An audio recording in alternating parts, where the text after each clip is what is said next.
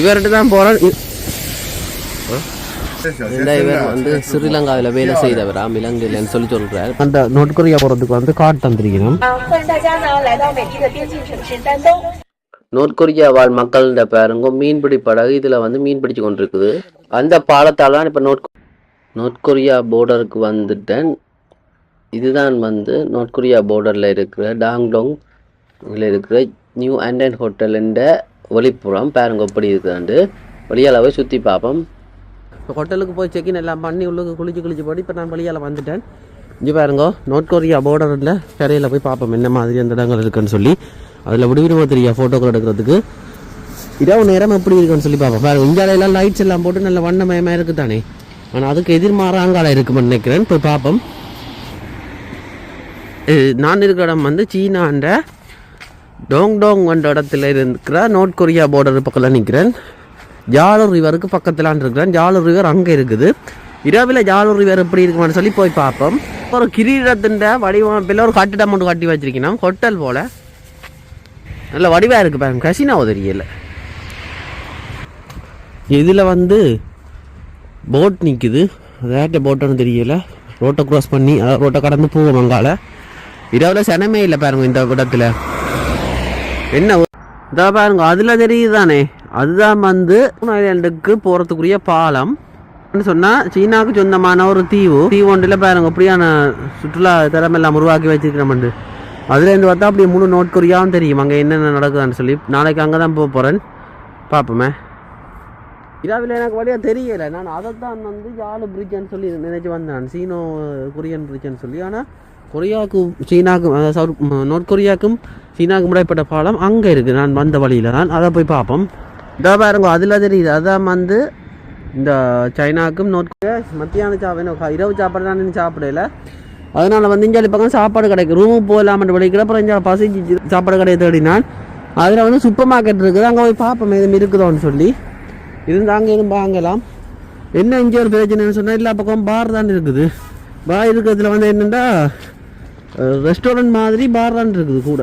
அப்போ அதில் வந்து விலையும் கூட அதோட நிறைய பேர் போனால் தான் பேக்கேஜ் மேலேயும் கூட. குச்சியில் ஏதோ ஒன்று சைக்கிளில் தாங்க சைக்கிளில் வச்சு விற்று கொண்டு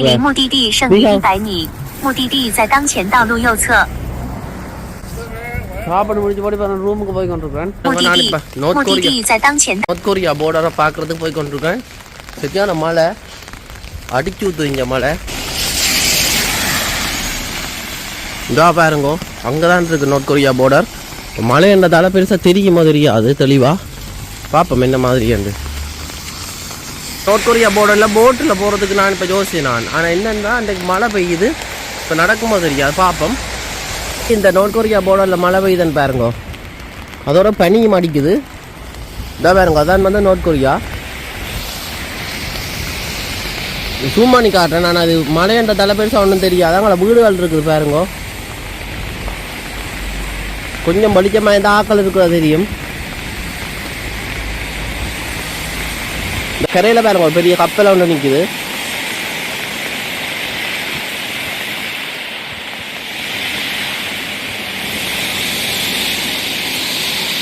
இங்கே பாருங்க இதில் கஸ்டம்ஸ் இருக்குது. கீழே பாருங்க அந்த நல்ல உறுதியாக பிடிச்சி வச்சுக்கிறதுக்காக வேண்டி பாருங்க இப்படி வச்சு கேட்டு பார்ப்போம். போகலாமோ தெரியாது. இந்த இதுதான் அது. இந்த இல்லை டிக்கெட் எடுக்கிறது போல் குட்டிகளை காட்டி நம்ம இல்லாதவும் அதில் போகலாம்னு தெரியா. இங்கே அப்புறம் வாக்கினம்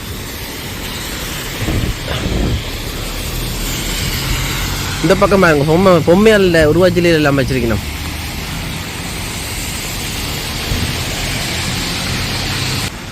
இந்த அதில் ஏதோ கட்டிடம் இருக்குது.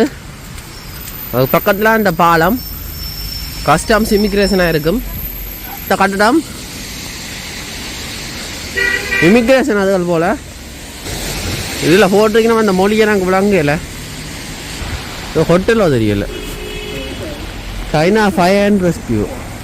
இந்த பாலத்தடியில் இருக்க தீயணைப்பு படையினுடைய அலுவலகம் போல். அந்த முதலாம் நம்பர் இதில்னா போய் டிக்கெட் எடுக்க வேணுமா? இன்னும் போட் ஒன்றும் ஓட இல்லையோ. பார்ப்போம் என்ன நடக்குது. இந்த இதில் ஏற்றி கொண்டு போயினோம். நார்த் கொரியா போர்டருக்கு உள்ளுக்கெல்லாம் போய் பார்க்குறதுக்கு அந்த ஆற்று இந்த யாழ் ரிவருக்களால் போக போகிறோம்.